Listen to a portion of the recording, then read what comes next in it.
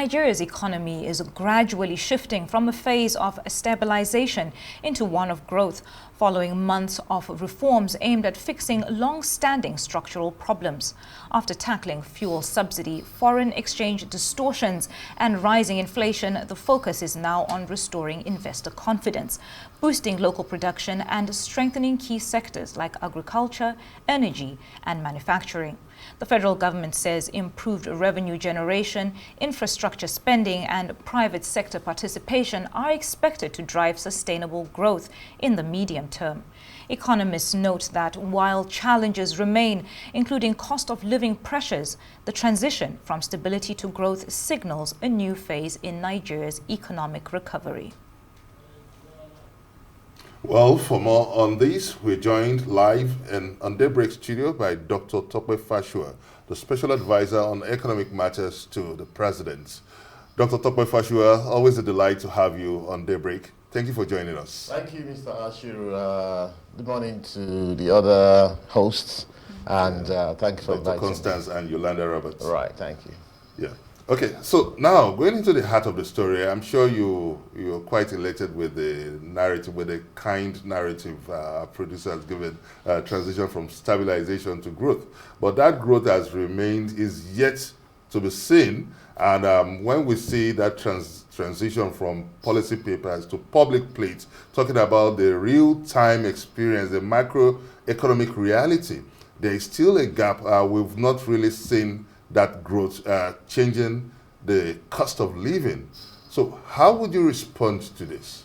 Well, you know, I think it's the real issue now is for us to attack the narrative that seems to be stuck in many people's minds, perhaps including yourself, you know, because when you say constantly the growth is yet to be seen, the micro is not this and that, I mean, you are ignoring the fact that inflation has been dropping consistently for 9 months, while 15.15% is going to get to single digit this year.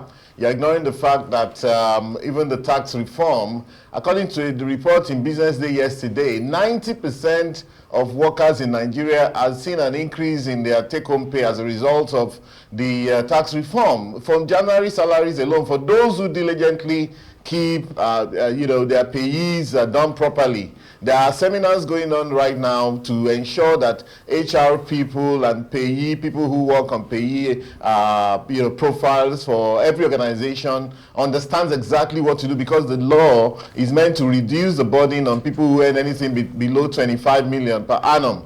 And that's 99, perhaps 95% of Nigerians. So the real challenge is, how do I get you and a lot of your colleagues in the media, especially, who actually control narratives and control the minds of people, to see some of this reality? If inflation is dropping like this, if food inflation has got to 11%, farmers are complaining. So, I mean, chicken and egg, where does the government go? Food prices drop, farmer will say, oh, you're killing us, we're not going to go back to the farm. But that works for 95% of the population of Nigeria, perhaps more, because most people are not farmers. You know, I'm not a professional farmer. I doubt if you are one. You know, so where do we go from here? Where do we start? I think that, contrary to what you said, the micro level of things have increased greatly. Most prices are dropping. Export has increased in Nigeria. Imports have reduced.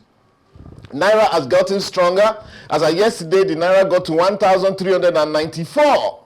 Perhaps that is the lowest at the official market. That's the lowest we've seen in perhaps two and a half years, you know. So this thing needs to change. We can't just keep going on, because, well, of course, that sells. And of course, you know, we have an opposition that's ready to latch onto that. But the reality, if we would actually look at it, is that somehow, you know, lives are getting a little bit better than it was. And this is a process. The reforms that we have embarked upon, whether on the Naira, whether on the fueling, whether on taxes, are proper.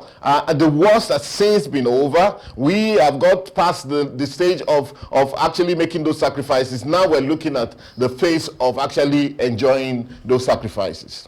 Right. I mean, in contrast, really, in general, the economic hardship is still biting because all of us go to the same market. I go to market, actually. Yeah, we also go to the market, so I don't think that what you're saying is actually correct. No, except yes, maybe a little bit, the but reality. If farmers are complaining that prices are dropping, except you're saying that the prices of food are not dropping. Therefore, the farmers that are saying that they will not go back to the farms are wrong. Okay, Dr. You know, but if the food prices are really dropping, and that's the key driver of our inflation. So let's change this narrative. That's what I'm about. There's nothing wrong in saying, you know what, this is the reality now. Now let's look at, in fact, you can raise the bar for government and say the pace of growth should be higher, or people should have a lot more in their pocket. But to say that the food prices are not dropping when farmers are complaining that food prices are dropping, to say that inflation is not dropping when it's dropping, to say that Naira is not strengthening when it's strengthening, to say that people are not getting more in their net pay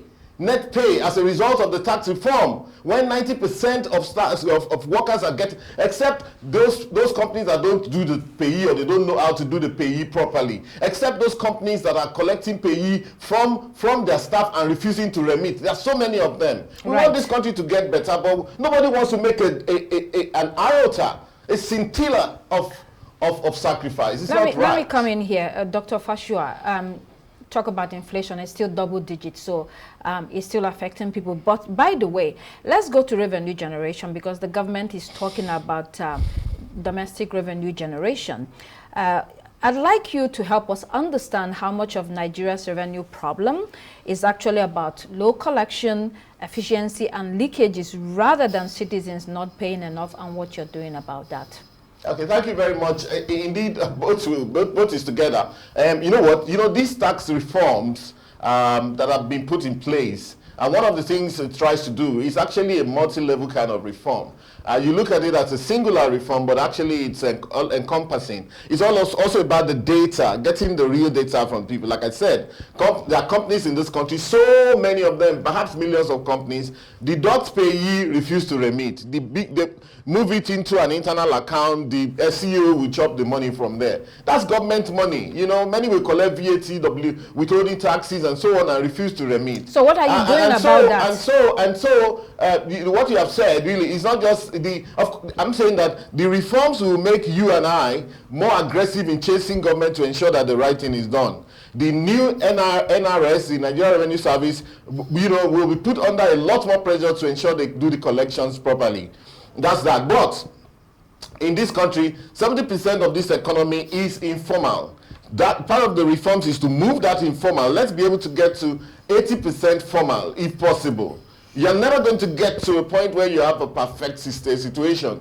But that's it. You know, so clearly, most people are not complying with tax. Compliance with tax in this country is around 15%. Like, if we start to break it down, me and you, if we start to break it down right now, you see where we are in breach as we speak. Okay. People who live abroad, Nigerians who have gone abroad, have seen the reality of what it is. But you said we want Nigeria to be like the abroad, right? So we're moving into that direction. Now, let me trade this and let you speak as well. That, you know, I looked at the budgeting of states. Now, most states in Nigeria are not borrowing. I look at the budget of states. Some of the budgets of Nigerian states are moved 15 times. States like Enugu State, like Niger State. Lagos State has moved about 5 times since 2019 to date. I'm talking of 500%. Enugu State has moved 1,400%. We can see the reality of these new collections. They are sharing money at FAC. That's why some of them can make that kind of money and be able to do that. But they are not borrowing. Most of them are not borrowing, even though Enugu and Niger are borrowing. But most of them are not borrowing. Most of them are paying down their debts. And most of them are doing a lot more for their people. The states is where the action is.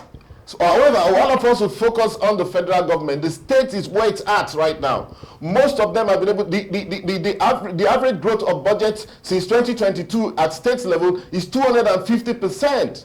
That is the revenue that we're looking for. That is the fuel subsidy we're looking for that was removed. That is where Dr. Fashua, you would wait for because it's a round table discussion. Yes, yes. So I think Yolanda was trying to bring it to some, draw your attention to something. Oh, thank you, Benga. You know, you spoke a lot about pay as you earn, and we know that Nigerians are complaining about multiple taxations. So my question is tax harmonizing coming anytime soon, especially with the fact that there's so much ambiguity about the understanding of what these taxes entail for the everyday person?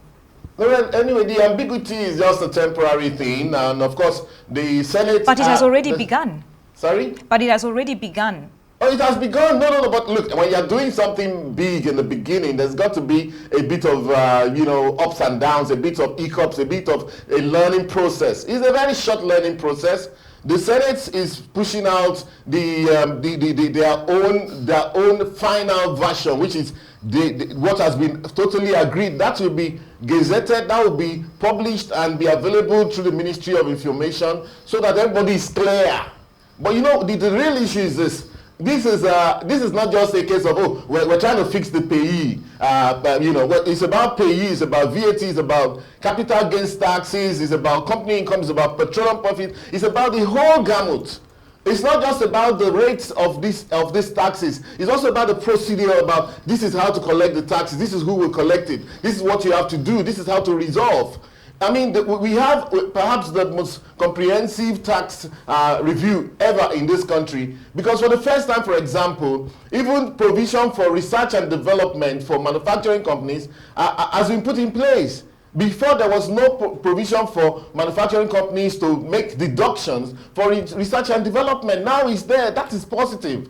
So yes, we agree that, okay, in the beginning, of course, this will happen. But, I mean, I'm talking of about a couple of weeks. In fact, we have started to see the litmus test. The first litmus test is that payee in January 2026, the amount of money that will be deducted from the pays of Nigerian workers, and we have seen it that it actually reduced for those who earn 25 million and below. That is 2 million naira or thereabouts and below. You are going to have more money being taken home, whether it is 50,000 naira more or 10,000 or 20,000 or 5,000 more for those companies that do the right thing. And of course, the first thing is let every company do the right thing, understand exactly how to deduct payee from you, and realize that the new provision says that you should deduct less from your people's pay, which is a positive. So yeah, Nigerians are complaining about multiple taxation. Of course, there's no intention for that. In fact, of course, like you said, indeed,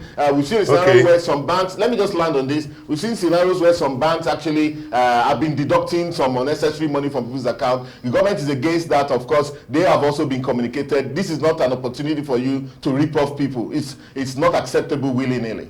Okay, Dr. Tokwe Fashua, I know that you're one of those that got your appointment by virtue of your technocratic influence and competence. And as a professional statistician and economist, we will now want to rely on figures now, because you and I know that facts don't lie.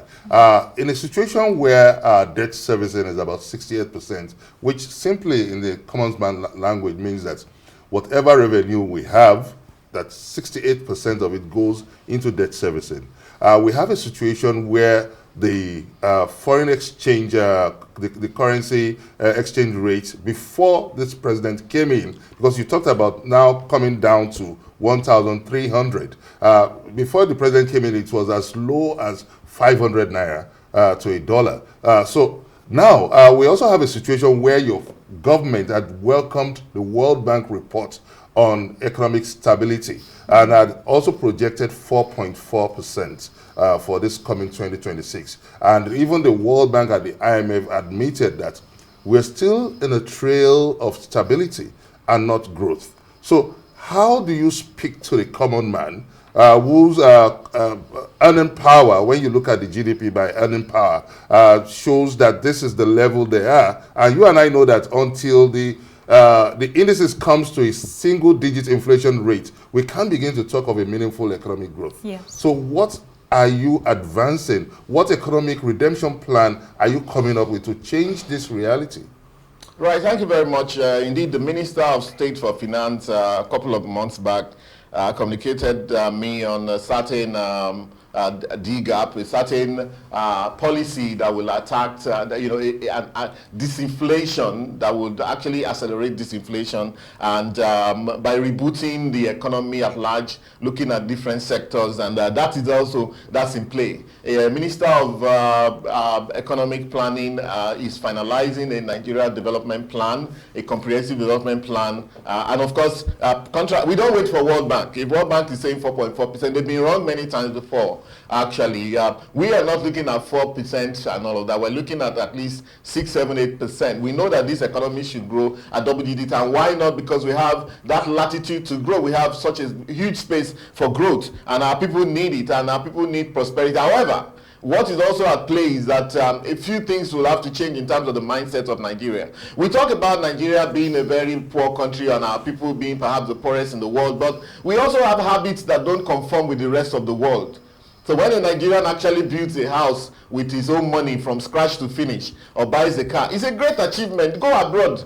Are you also disputing the fact that 139 million Nigerians are living below poverty line?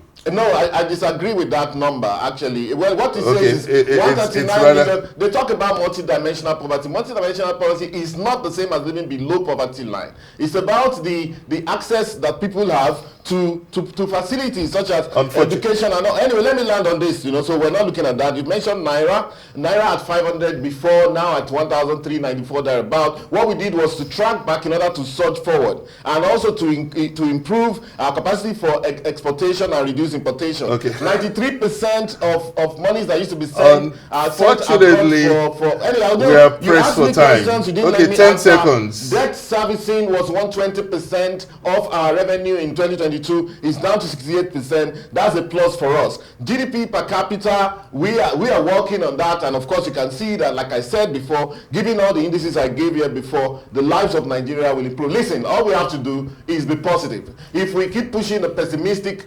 perspective, this country won't go forward. It's not just about the government, it's about Nigerians. And look, whatever you say and whatever you perpetuate actually works for you as well. Many people are doing well in this country. There's no country where there are no poor people. And this country is a country. Thank you so much, Dr. Fausa. And that's the much we can take. We appreciate your incurable optimism on national issues. Thank you so much. Always a delight to have you. And that's all we have time for here on Daybreak. I'm Gbenga Ashiru. It's goodbye from me. I'm Constance Ikoku. Thanks for watching. Goodbye. And I'm Yolanda Robert. Please do keep it here on Arise News. The morning show is next. Goodbye.